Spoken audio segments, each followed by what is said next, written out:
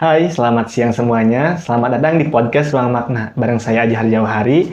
Di siang kali ini kita akan membahas tema yang sangat menarik mengenai ulama perempuan dalam era digital saat ini. Nah, seiring dengan pesatnya kemajuan teknologi, termasuk dunia digital, perempuan dan ulama yang lainnya menjadi semakin penting. Mereka juga tidak hanya menjadi penjaga tradisi, tetapi juga menjadi pemimpin intelektual yang berkontribusi pada pengembangan pemikiran Islam dalam menghadapi dinamika masyarakat kontemporer. Nah, dalam kesempatan kali ini, kita akan membahas lebih lanjut, lebih dalam lagi dengan orang yang emang punya potensi dalam bidang tersebut. Kita langsung saja sambut pada siang kali ini Ibu Dr. Juli Nadia MA.M. Hum. Selamat siang, Ibu. Selamat siang.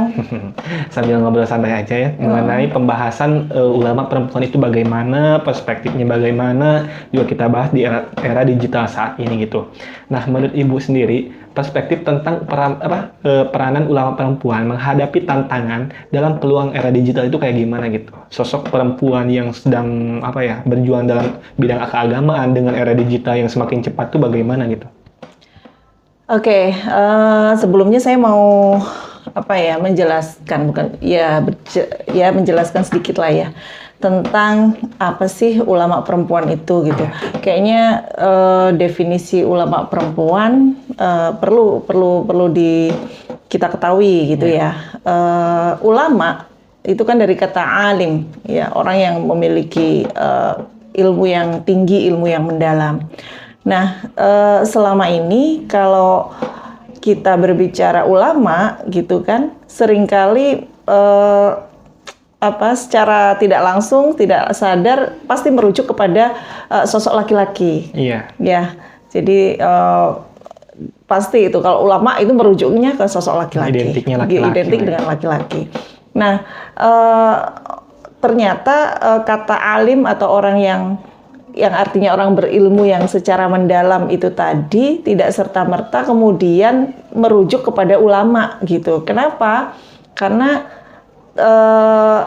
meskipun sebenarnya alim ini kan tidak spesifik ya, apakah itu dia mendalam dalam sisi ilmu agama atau tidak, kan nggak ada spesifikasi seperti itu ya, nggak jelas gitu. Tetapi kemudian arti alim ulama ini dipersempit menjadi orang-orang yang menguasai ilmu fikih gitu.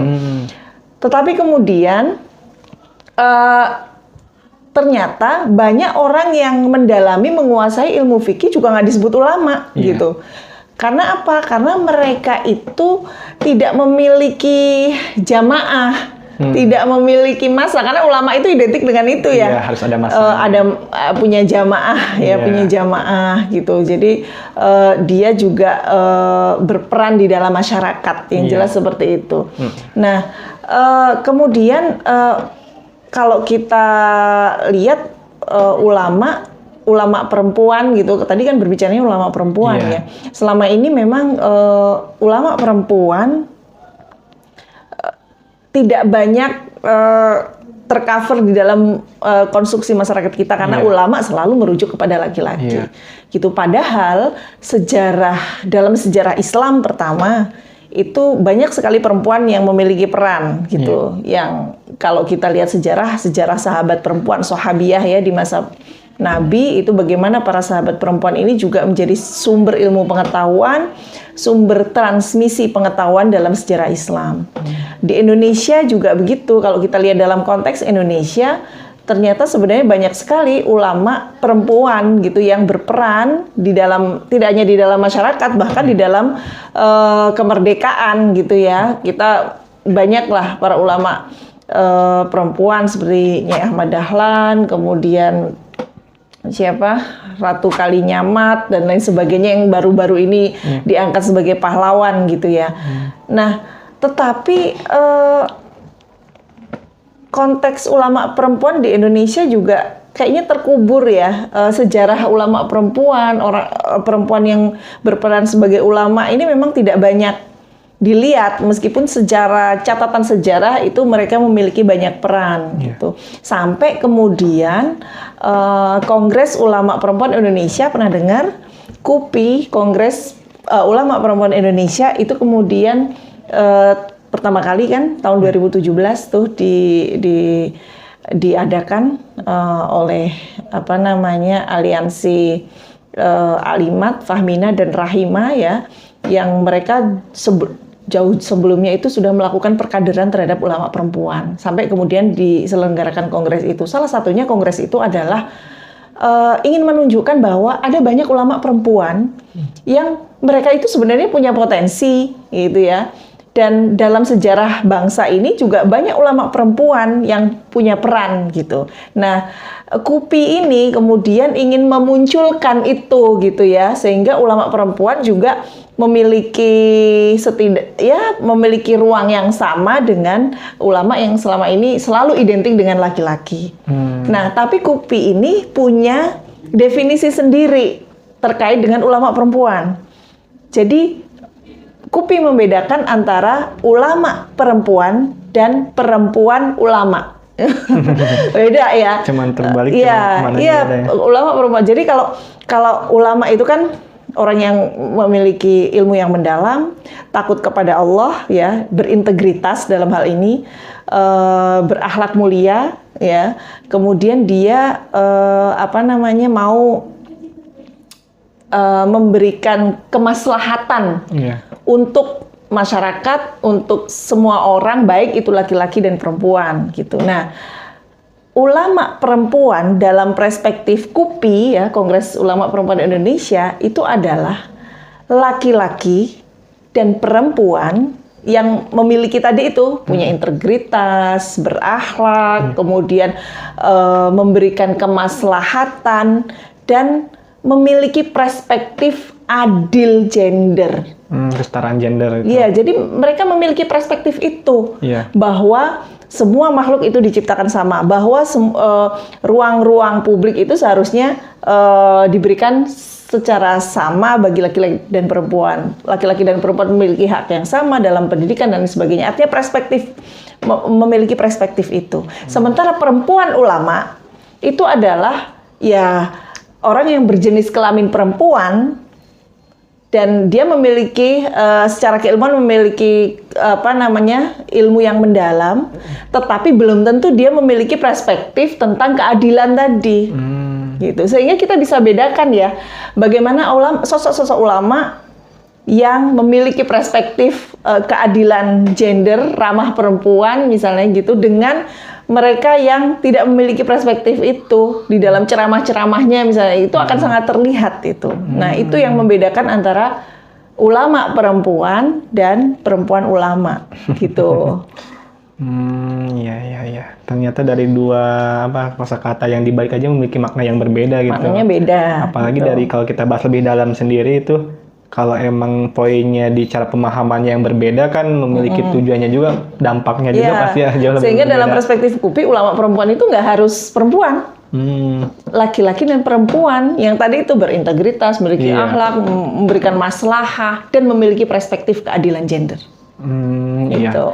Untuk pembentukan ulama perempuan itu sendiri nih, Bu, pendidikan formal yang seperti apa atau kualifikasi bimbingan Islam yang seperti apa supaya kita membentuk ulama perempuan yang ingin kita ciptakan gitu. Pendidikan yang seperti apa yang harus mereka lalui? Apakah harus dengan pendidikan formal, kuliah dan sebagainya? Apakah harus pondok gitu? Saya kira kalau persoalan keilmuan, pendidikan, ya kalau formal maupun tidak formal, dia harus memiliki pengetahuan yang mendalam ya. Mau dia menggunakan jalur formal kah? Mau yang tidak formal? Karena banyak sekarang ya, kalau kita mau cari jalur formal mah gampang gitu ya. Tinggal cari ijazah aja kalau formal misalnya. Tapi betul-betul yang mereka mau untuk belajar, terus mau belajar gitu. Nah, dan itu sebenarnya dia mau memberikan manfaat bagi orang banyak gitu. Dan sekali lagi memang penting memiliki perspektif keadilan itu, sehingga ya apapun yang kemudian yang dilakukan ya itu selalu memiliki perspektif keadilan gender itu tadi gitu. Jadi semua hal itu harus dilihatnya dari sisi laki-laki dan perempuan gitu. Mengenai ulama perempuan ya, secara pendidikan kan harus memiliki keilmuan yang sangat tinggi kan gitu, nggak cuman pendidikan yang ala kadarnya gitu kan. Supaya apabila nanti menyampaikan apa-apa ke masyarakat tuh udah ada pendidikan yang jelas gitu kan, latar belakang keilmuannya bisa kita lihat gitu kan, mungkin seperti itu gitu. Nah, untuk saat ini kan ulama yang sangat dipahami oleh masyarakat Indonesia itu kan ulama laki-laki itu sendiri nih. Untuk ulama perempuan ya mungkin ada beberapa lah yang emang sering biasa ada di media sosial ataupun sebagainya gitu. Bagaimana kita menyetarakan antara posisi perempuan dan juga posisi laki-laki itu sendiri gitu. Bagaimana caranya, dimana kita mengadakan maulid itu nggak harus ngundang laki-laki terus loh gitu. Ngundang ulama perempuan juga bisa gitu. Bagaimana menyertakan itu di masyarakat? Sebenarnya ini ya, kalau persoalan perspektif itu memang butuh pendidikan yang sosialisasi dan penyadaran secara terus-menerus gitu. Bagaimana memandang orang yang memiliki kapabilitas tidak berdasarkan dia laki-laki atau perempuan gitu. Kalau ulama perempuan sendiri selama ini yang di bawah jaringan KUPI itu sudah mulai misalnya memiliki website, misalnya beberapa website yang menulis tentang persoalan-persoalan perempuan, persoalan-persoalan kemanusiaan dalam perspektif perempuan. Kemudian sekarang ini sudah mulai mengupload kajian-kajian bunyai-bunyai yang selama ini tidak pernah terupload gitu ya. Mereka mulai untuk mendokumentasikan itu gitu loh. Pengajian-pengajian ataupun kajian-kajian kitab atau apa yang selama ini dilakukan gitu. Jadi mungkin itu ya terkait dengan era digital itu ya. Jadi bagaimana memenuhi ruang digital kita itu dengan hal-hal itu tadi, termasuk ulama perempuan di bawah jaringan KUPI, mereka berusaha untuk juga menyuarakan melalui digital, gitu. Untuk ulama perempuannya itu sendiri nih, bukan dengan keberagamannya digital, meningkatnya digital, pendapat di media sosial juga kan semakin banyak gitu kan. Apalagi kalau sekarang posisi perempuan lebih dominan dalam status pekerjaan aja lah gitu. Ada yang jadi desainer, manajer, ataupun itu dai sendiri, ataupun jadi apapun lah pekerjaan itu perempuan. Nah, bagaimana melihat keberagaman pendapat? Seperti kan yang baru-baru berapa bulan ke belakang, apa 1 tahun ke belakang gitu. Ada salah satu tokoh orang Indonesia yang tinggal kuliah di Jerman, terus dia mengangkat ideologi children Child free. Child free ya, lupa. Nah, dengan kasus-kasus seperti itu gimana cara menghadapinya gitu? Selaku mungkin laki-laki ataupun perempuan. Dengan kondisi yang perempuan mempunyai mempunyai wadah, mempunyai suara yang tinggi gitu kan, lebih tinggi dari laki-laki gitu. Cara mengatasi hal-hal yang seperti itu gimana gitu? Sebenarnya ini ya, itu kasuistik ya. Misalnya ya soal child free segala macam. Yang harus dilihat itu, kadang kan orang memunculkan isu child free, kemudian langsung yang keluar itu hujatan, segala macam ya. Saya kira yang paling penting itu adalah bagaimana melihat fenomena itu dalam beragam perspektif, gitu. Jadi tidak hanya melihat ini perempuan menyalahi kodrat karena dia tidak mau punya anak segala macam. Tapi artinya gini loh, segala sesuatu tuh nggak bisa dilihat dalam perspektif teks semata gitu. Tetapi kita melihatnya secara multidimensi gitu gitu. Karena ternyata orang-orang yang memutuskan untuk child free itu juga memiliki alasan yang tidak tunggal, macam-macam alasannya gitu ya. Jadi ada yang memang beralasan, populasi dunia itu kan banyak gitu. Salah satu untuk mengurangi populasi masyarakat dunia itu adalah dengan child free misalnya. Kemudian banyak anak-anak yang tidak terurus, anak-anak jalanan, anak-anak yang tidak terurus itu banyak gitu loh. Dan saya kira beberapa orang child free itu juga melihat itu ya tanggung jawab bersama gitu loh. Tanpa kita harus punya anak, kita bisa kok merawat banyak anak gitu ya, Iya. seperti itu misalnya, atau memang jadi banyak alasan sehingga kita nggak bisa menjustifikasi itu persoalan menyalahi kodrat karena tidak mau punya anak dan lain sebagainya. Kemudian persoalan punya anak, tidak punya anak, menunda kehamilan dan lain sebagainya itu harusnya memang kalau konteks suami istri ya harus dibicarakan secara bersama-sama karena itu urusan tidak hanyalah urusan perempuan tapi juga laki-laki. Kebetulan yang ngomong ini kan perempuan ya, padahal dia child free itu sebenarnya juga kesepakatan misalnya dengan suaminya, tetapi kemudian yang dihujat itu lagi-lagi perempuannya gitu kan. Nah ini kan nggak adil ya, maksudnya melihat satu sisi saja gitu. Jadi saya kira penting untuk melihat segala sesuatu itu dalam multi perspektif, multidimensi dan betul-betul mendasarkan pada kemaslahatan bersama baik itu untuk laki-laki dan perempuan. Gitu. Jadi nggak dalam satu sudut pandang gitu, bisa dalam bermacam-macam sudut pandang gitu. Nah mungkin ada satu pertanyaan lagi nih, aku masih ada penasaran nih. Dari ibu sendiri nih, kita selaku mahasiswa yang masih belajar mencari mentor lah gitu. Kan dari laki-laki itu sendiri kan banyak gitu kan yang tak jadiin mentor gitu kan tokoh-tokohnya itu. Nah, untuk dari perempuannya sendiri nih, yang kita bisa dijadiin tokoh untuk saat ini tuh siapa gitu? Bisa dijadiin mentor lah gitu. Bisa jadi gambaran, oh perempuan yang ideal tuh yang seperti ini gitu. Tokoh perempuan siapa nih untuk saat ini?